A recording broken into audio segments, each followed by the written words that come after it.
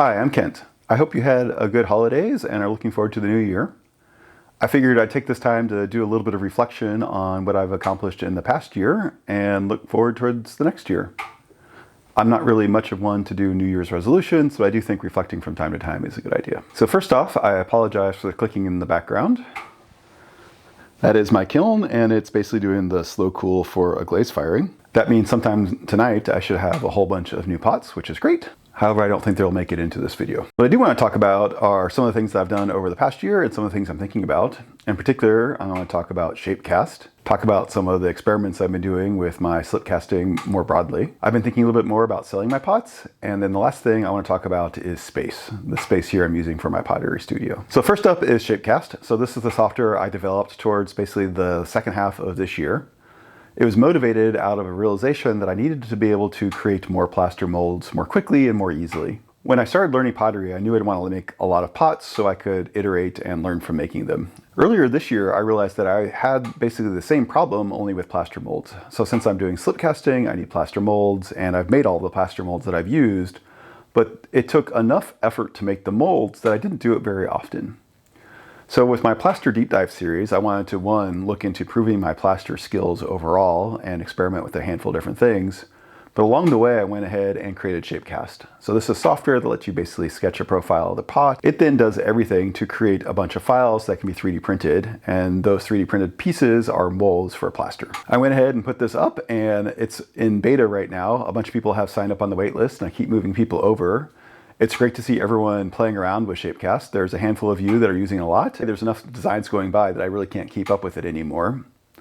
And so I hope that means that there aren't any bugs. I haven't been getting any bug reports, but I can't check like I could in the early days. So looking forward with Shapcast, there are a few things that I want to do. One is I finally want to land the two-part design that I've been playing with. I don't think I'm done with the two-part stuff in terms of how the designs work, but I think I should go ahead and finish integrating the code and release it so that you guys can play with it, and I'll get feedback that way. Kind of in the same vein is there's a bunch of ideas I have for future potential features for Shapcast. So going past two-part molds into multi-part molds and looking at non-revolved forms, I think all of those are interesting possibilities. There's a tension between wanting the result and then basically doing all the grunt work to make it work. And since I'm doing this all by myself and basically kind of part-time, sometimes the motivation isn't quite there. It takes a little bit longer to kind of get things over the finish line. And the code is getting complex enough that I'm really worried about breaking something, and I don't want to do that so that people that are depending on Shapecast are using it in some way that it doesn't break their workflow as I add these new features. Kind of related to that, at some point I want to turn on monetization for Shapecast, so basically have people pay for it in some way. I'm not sure exactly how I want to do this. There are a few different things I've realized with Shapecast. One of the advantages is I think it's really easy to experiment with a bunch of different designs. Draw a profile, put it up there, get a rendering of what it looks like. If you like it, go ahead and push it through and generate the 3D files. And do that over and over again. You can tweak an SVG relatively quickly and you'll get the 3D rendering basically instantaneously. And it only takes a little while to go ahead and generate all the files needed for 3D printing. So I don't want to limit basically usage because I think one of the core values is being able to experiment like that. Likewise, I think making molds is probably bursty. I've made a bunch of molds partially because I've been developing Shapecast, but I've also really embraced it into my process. That may not be true for a bunch of others, and plaster can be annoying at times. So the overall goal with Shapecast is that I can reduce the friction for creating new molds, but it may take a while for each individual to go ahead and realize basically how easy it actually is. So if I'm thinking about some sort of subscription, that kind of bursty nature is also something I'm thinking about. And maybe there are other options that I should consider. If you guys have ideas there that would impact you one way or the other, definitely let me know. Either way, I want to make sure it's really valuable, that it is providing some unique value to you guys making your own molds. I know it has for me, and I think it has for a handful of you, but I want to make sure I'm keeping doing that. Next up are all the experiments that I do. I've definitely taken a very kind of empirical experimental approach with me learning how to do ceramics and slip casting and plaster molds. This is my training as a scientist and my background in research coming into play. Basically, it's a very deep part of who I am, so I want to try and isolate variables and understand how one impacts another. Occasionally, I will get feedback in the comments section saying you should do it this way, and I'll usually respond with why, or do you have evidence for that? And that really isn't meant to kind of push back in a negative way. It's really trying to understand what's going on. Often we carry around these assumptions about how the world works, and they aren't always right.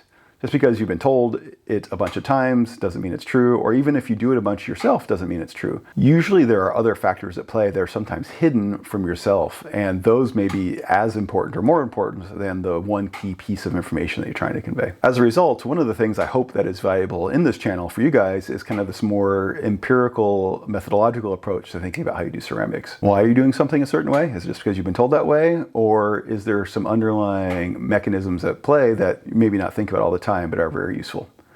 Not everyone needs to know that. I know often it's useful just to have the answer, but hopefully some of the value of this YouTube channel is seeing that process at work, and maybe occasionally you'll apply it to yourself. With that is basically exploring a bunch of different things, from glazes to plaster to forms or whatever. I think from a YouTube perspective, this kind of looks like it's all over the place, although from a methodological standpoint, it is very similar. I would like to keep growing the YouTube channel, although there's a tension between how much effort I put into the channel itself versus just kind of doing what I want to do. I'm still not sure exactly what that balance should be, but it is something that I want to keep pushing forward with. Next is selling pots.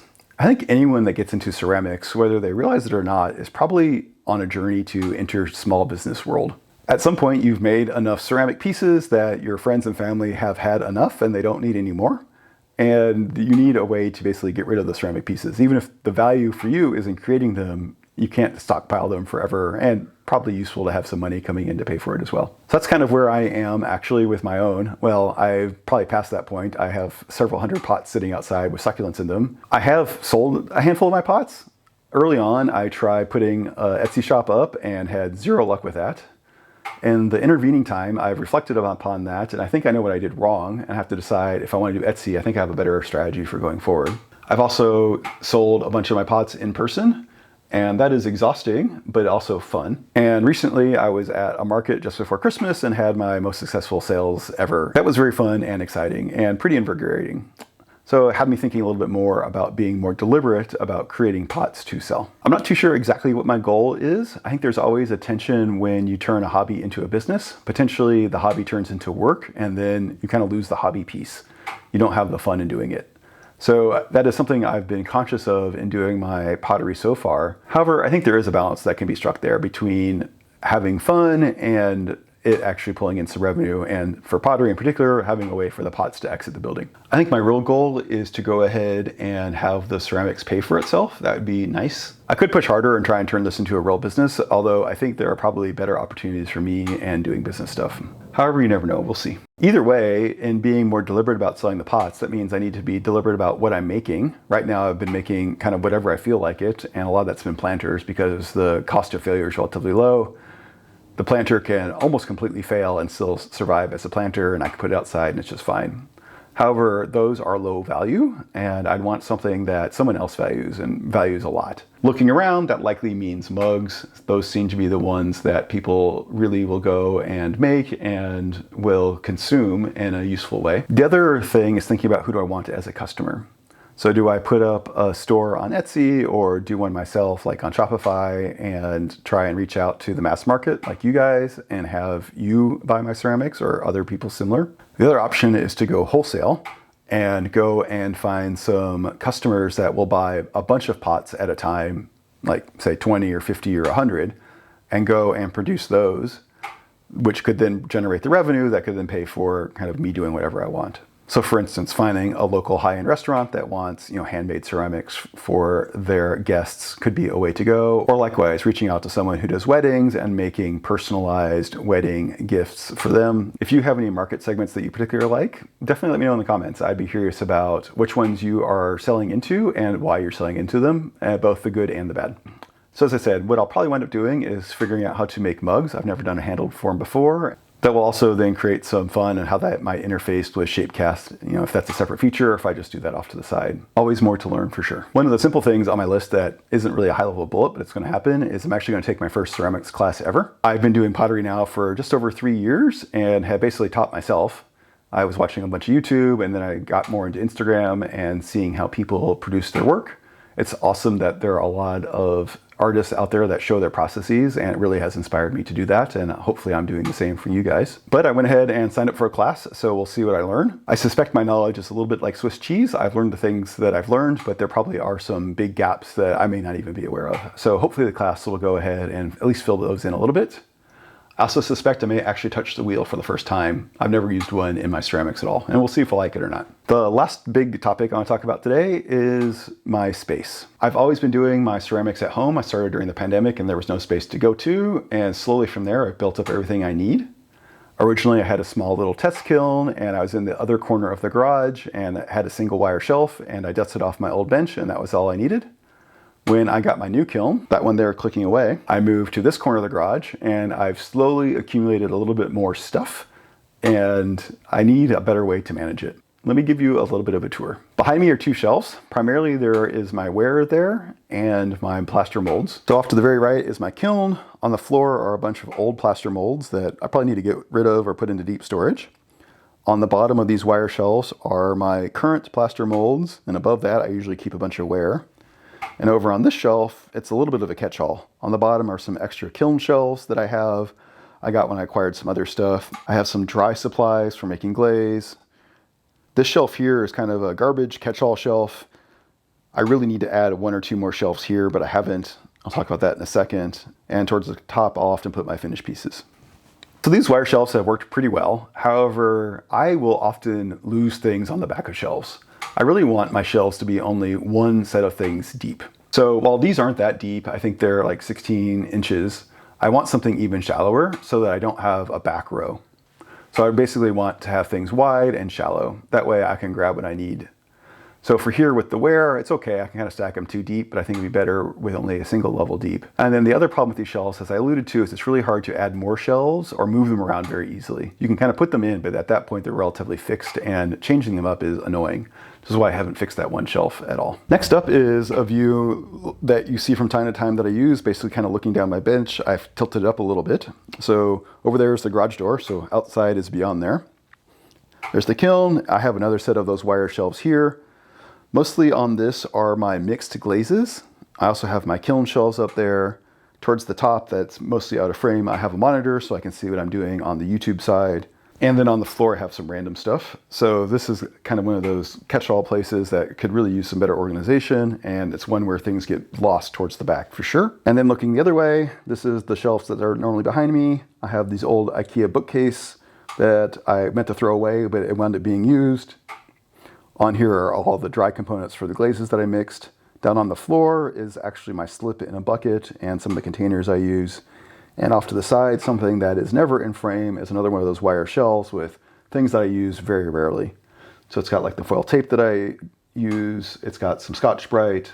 It has things like my extra Darvan 7. Things that are useful to have, but don't need to get to all the time. And finally, there's my bench. This is actually a bench my grandfather made me when I was a kid. I was less than 10 years old when he made this for me, and for most of its existence, it basically was a glorified shelf. However, when I started doing pottery, I went ahead and cleaned it off, and so 3 years ago, this turned into my ceramics workbench. I got an extra piece of plywood and put on the top. I just clamped it down the side, and that piece of plywood is all warped now, given all the moisture content, but it's worked okay. And then on the bottom, there's an extra shelf. This is where I keep my homemade slip table I use for drainage, and then there's some other supplies for plaster when I mix things up. So that's the tour, and it's been working okay, but it definitely has grown very organically. And just like when I moved from the other corner of the garage to this one, I think it's time to go ahead and revisit my space and reorganize things so I can be a little bit more efficient. We'll see what happens with the business stuff, but right now I'm not doing production work. Really what I want is my space so I can kind of come in and use it, and it doesn't take a lot of setup time. A little bit of chaos is okay. I think it's a little bit of inspiration, but when it gets too messy and there's just stuff everywhere, that actually winds up being very demotivational for me. And then on top of all of the pottery stuff, there's also all the stuff for YouTube, so the cameras and the monitor and things like that, that you guys probably don't have to deal with, but I want in place and basically can just turn on and push go, so I don't need to worry about it. So I recently bought some shelves and I'm going to reconfigure things. I think from your perspective, it won't look too much different. I'm actually going to push you guys that way a little bit, and my bench as well. I'm going to get rid of all the wire shelves. So I'm going to build a wall of bookcases over here that hopefully I can put everything in. That will be only, one level deep. It will hopefully also let me move the shelves around relatively easily so they don't get stuck in this kind of static configuration that I have now. So as my needs change, I can move things around. And then the last thing I want to accomplish is getting all the similar stuff together. So right now, all the glaze things are kind of spread out. I have some kiln stuff in one spot and another. it'd be nice to kind of get all that in one spot. The trick is my garage is not getting any bigger, and at this point I've kind of stolen all the space I think I can, so I need some other storage to go ahead and deal with some of the garage stuff and basically store it more efficiently as well. So with any luck, the next video I do, I'll have this space reconfigured and it'll be working more nicely for me. And hopefully I'll have less stuff scattered about the floor and everywhere else, and it'll just be a more pleasant space to work in. I think that's all I wanted to cover. The list of things that I want to do is usually longer than the things I can actually do, so we'll see what happens in terms of priorities. Some of those things may take longer, some of them may stay on the back burner just as ideas, and some of them may get pulled forward. Likewise, I might have new ideas that I will just jump into and try those out as well. Either way, I appreciate you guys following along on this journey. It's been fun. I've really enjoyed building this small little community and interacting with you, either in the comment section here or reaching out through Shapcast or you guys finding me on Instagram. It's all been great. And I really do hope I'm providing some value. And to that end, please go ahead and share this with other folks that may not know about it, that would benefit from it. And with that, I'll wish you happy holidays again. As always, if you have any questions or comments, let me know. Thanks.